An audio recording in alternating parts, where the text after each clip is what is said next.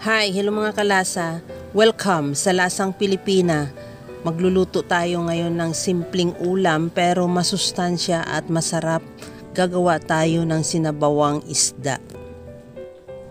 Maglagay ako ng tubig sa kaldero. Depende sa dami ng isda na lulutuin mo, yung dami rin ng tubig. Lagyan ko na rin ng luya, sibuyas at kamatis. Antayin ng kumulo at ilagay na rin yung isda.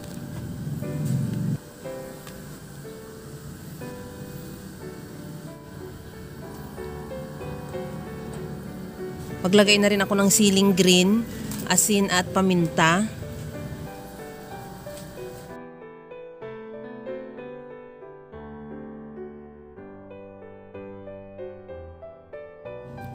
Takpan hanggang sa maluto yung isda at maglagay ako ng kalamansi juice.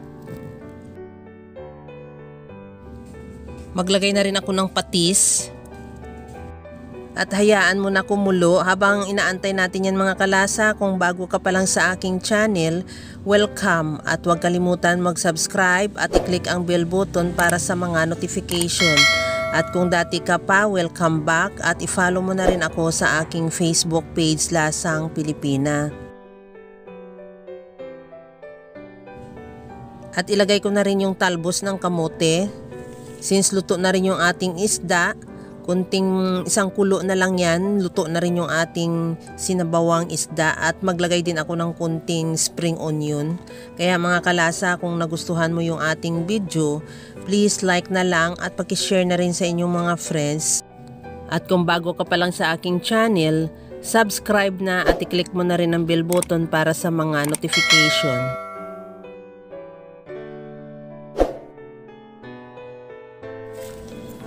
Ito naman kalasa, okay na tong ating sinabawang isda at ready to serve na. Kaya alam ko kayang-kaya mo rin tong gawin. Kagaya lang lagi sa sinasabi ko na wala namang hindi marunong magluto basta sa simpleng paraan lang. Hanguin na lang natin to at ready to serve na yung ating masarap na sinabawang isda.